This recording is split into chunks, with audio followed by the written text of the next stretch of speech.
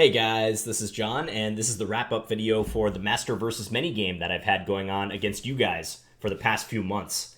The game started on April 1st, it is now July 8th, and this game officially ended a few days ago on July 5th, although there's a technical issue that delayed the end of the game for a little bit that we'll get to.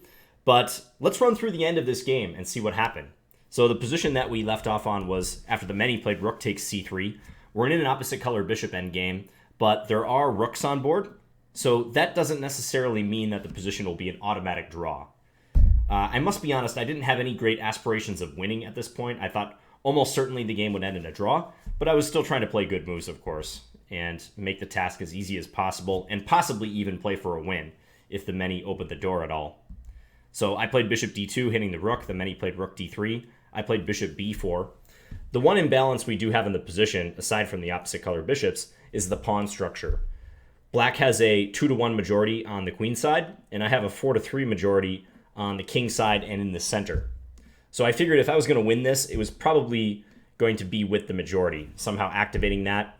If I could ever win Black's 2 pawns for my single pawn over here, that would be a dream scenario, and maybe, just maybe, I could try to make something happen on the other wing. But there are so many fortresses and possibilities of drawing even a pawn down or 2 pawns down for the worst side that, again, I wasn't hoping for too much. So g5 was played. This move did surprise me. And based on some of the comments I saw in the public chat, I think this surprised some people as well. So the Many decides to play an aggressive move on the king side. They are putting their pawns on dark squares. I thought that was a smart strategy to try to restrict my dark square bishop.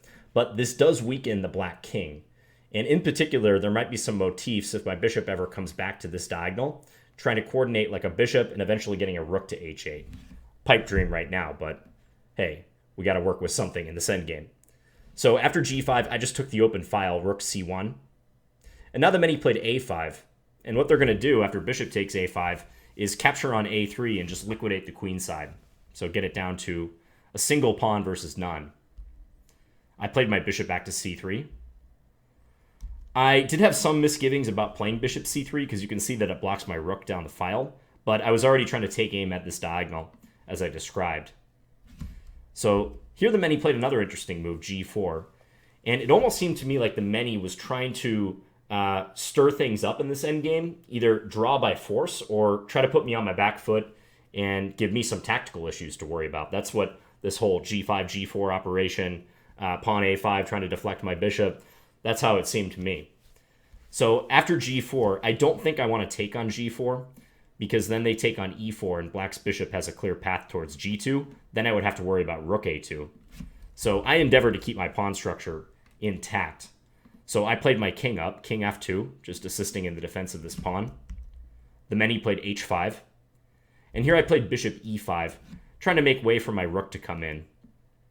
I'm not sure this was the best move in hindsight. I kind of wonder if I should play bishop f6 in this position, because after bishop e5, the Many uncorked this similarly aggressive move, f5, so sending the remaining kingside pawn forward. And I was like, whoa, I mean, I saw that this move was possible, but I didn't think it would work out that well for the Many, so I didn't pay it much attention. And now I played rook c7.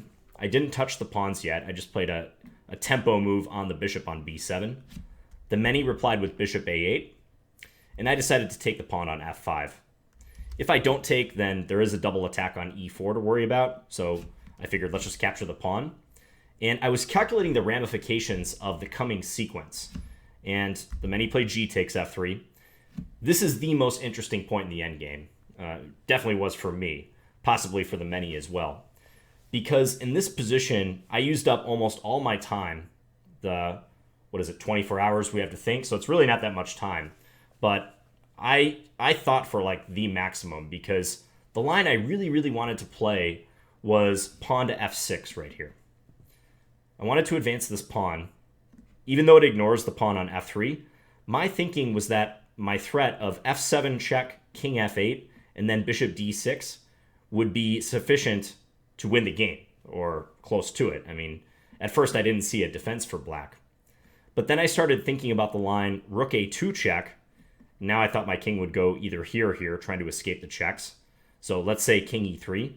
but I always was running into roadblocks. So if king e3, there's a check here. And if king f4, looking to scamper away, there's a check on e4 that I think is strong.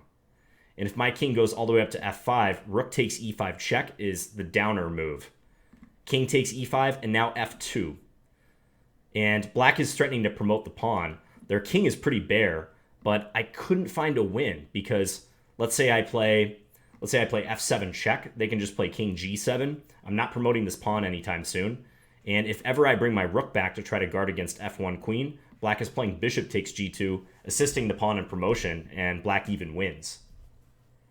So that was one line I calculated that backfires on white. The other line was king to g3, and I think this fails for similar reasons. Rook takes g2 check, king f4, and now this move, bishop d5. So instead of pushing the pawn right away, playing a move to prevent f7, or at least have another defender on the f7 square. And here too, I wasn't getting anywhere. I just saw that black was threatening f2 on the very next move. I probably have to play f7 check, bishop takes f7, rook c8. So let's say this line. But even here, black is always escaping. They get their king up to g6, and after king takes f3, I'll have to try to make a draw down a pawn. So this was an important decision, and this happens sometimes in chess. Like, there's a move you really want to play. In my case, it was f6, but just tactically, it wasn't working out for me after rook a2 check. The moves I wanted to play, king e3, king g3, both had flaws. Maybe I could consider bringing the king to the back rank, but I think at the very least, well, king e1 is not going to work because of rook e2 check. King f1, black can take on g2 with check, and then maybe play that bishop d5 move. Black should not lose. So, begrudgingly, I finally played g takes f3, after which the many took the pawn. Rook takes f3 check. I played my king over to e2, and now they played rook takes f5. And the many have won a pawn, but the position has liquidated somewhat, and white still has great drawing chances, despite being down a pawn. All we have to really do is make sure this b pawn doesn't get too far advanced. And if I were ever able to trade rooks from here, this would be a straightforward path to the half point. So here, I kept the bishops on board. I played bishop g3. I could consider rook check, followed by taking on a8, trying to draw this endgame. But with the pawns split up, and rooks on board rather than opposite colored bishops, I think black has more chances to win in this one, although this might very well be a draw as well. King f3, and white can put the rook right behind the pawn, although it is a little dangerous if black starts bringing their king over. Maybe it's not a simple matter to draw this. So I wanted to keep the bishops on board. I also wanted to keep black's king restricted, so keep my rook on the 7th rank. So I just played the bishop to g3. Nice outpost for that piece. Now I am threatening rook to c8 check. So the many played bishop f3. I played king e3. They played bishop to g4. And I decided, you know what? My bishop and my rook are active. Let's get the king involved too. So king d4. That is one of the trumps that I have over black in this position. Probably the only trump aside from the rook on c7 guarding the 7th rank. So if I can activate my king, and in the process, threaten to play rook c5, attacking the rook and also the pawn on b5, trying to force a rook trade, I felt very confident about my drawing chances. So the many played bishop e2. I guess they didn't really see much here. I also don't see a lot of opportunities for black. If the pawn advances b4, then rook b7, I can just get right behind it, and that pawn will be lost. So bishop e2 is agreeing to a potential trade coming up. I did not play rook c5 right away because since the pawn is defended, if I do offer the trade, they can run away with a rook somewhere, like let's say rook f1, and the bishop is doing a good job defending both these pawns. I mean, even this is probably still a draw, but what I did before offering a rook trade is play rook e7, harassing this bishop, trying to knock it off its good perch on e2, where it is defending both b5 and h5.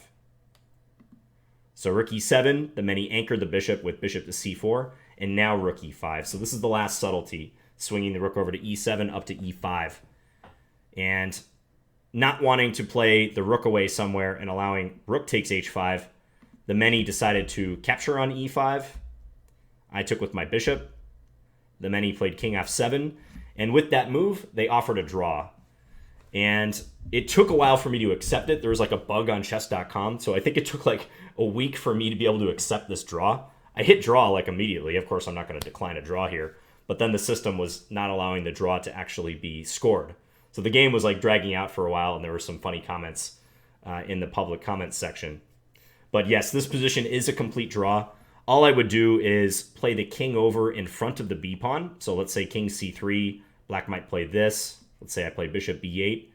And once we park the king on b4, blocking the pawn, we'll have our bishop remain on this diagonal guarding the h2 pawn. And there is nothing that black can do to strengthen their position. So once we got the king over in place, we'll just shuttle the bishop.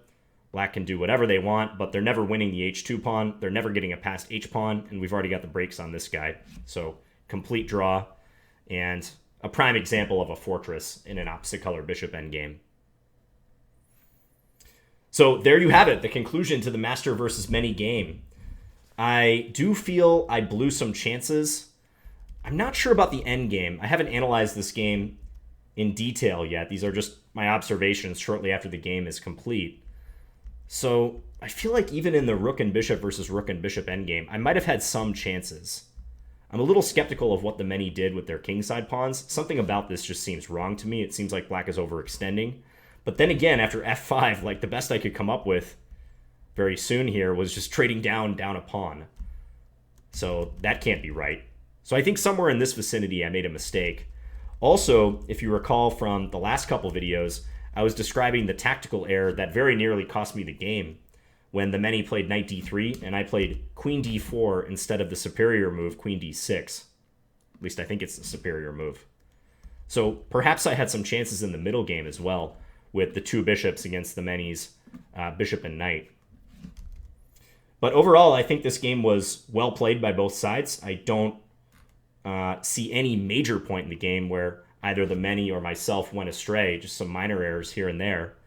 And a pretty well played 50-move draw. It was a lot of fun. The match started on April 1st and ended right now in July. So right now it's July 8th, but like I said, I think it officially ended on July 5th. Let's say it took about 3 months for this game to be completed. So thank you for following along in this Master vs. Many series. And a double thank you if you actually played in the game and were casting your votes for the many. That is much appreciated. So the 4,777 people who took part in this, big thumbs up. And I hope you liked my video analysis of this game. Maybe we'll do it again sometime. Anyways, I hope you guys enjoyed this video. Let me know if you have any questions or comments, and I will talk to you later. Bye.